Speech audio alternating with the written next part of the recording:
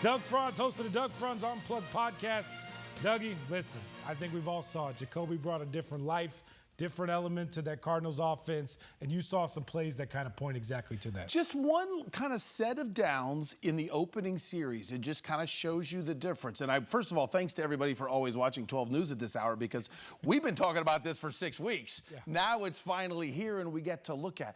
When you've been hearing me talk about just run the play, let the offense take care of itself, let's see what happens when we're not trying to play hero ball and wait for the great plays every time. Look, eyes downfield, step up in the pocket, eyes downfield. Just take the check down. It's open. The play dictated the ball going there. The ball goes there. We relax. The guy is open. We release the ball. We get the first down. Now, this play to everybody else is the most boring play in the world. Why is this magic? It's magic because it's 2nd and 10. It's not 2nd and 15. Right. We're not running out of bounds, taking a 5-yard sack and giving up on the play. We're getting rid of the ball. To everybody else, boring run, right? You're not calling that play on 2nd and 15. You'll call it on 2nd and 10 because you didn't take the sack. More of the playbook is open to you. So everybody that thinks Drew Petzing is terrible and an idiot, well, now he actually has a quarterback that runs the play. Suddenly we see, hey, I can run this on 2nd and 10. And then on this play, on 3rd and 1, are you going to run this with Kyler?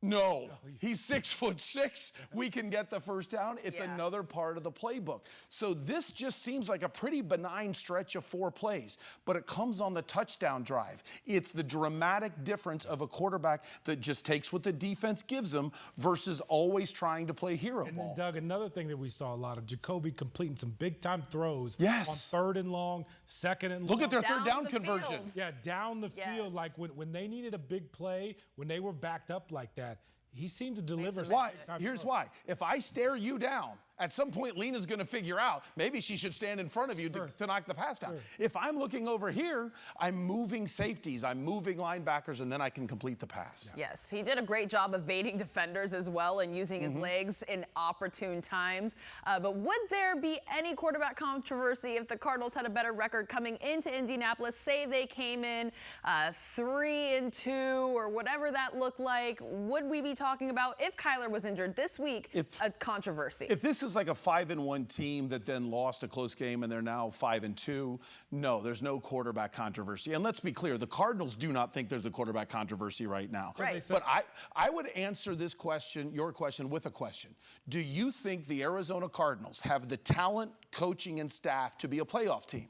Not from what we've seen this season. What we see. So therefore, what we thought coming into this year that they were supposed to be. Sure. So in my opinion, if your answer to that question is no, I actually want to go back to Kyler. Because in my opinion, I want to know, is Kyler the quarterback for 2026?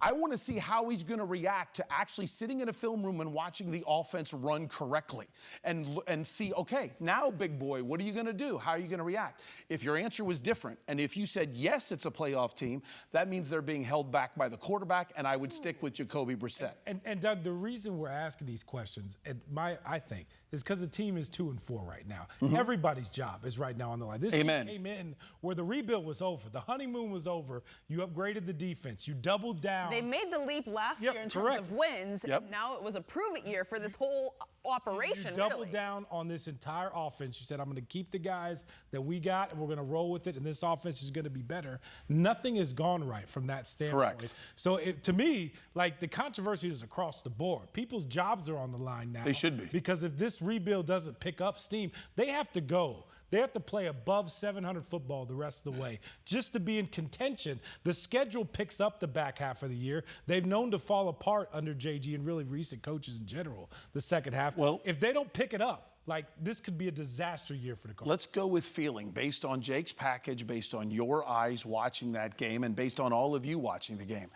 Didn't you feel like there was something extra for the offense?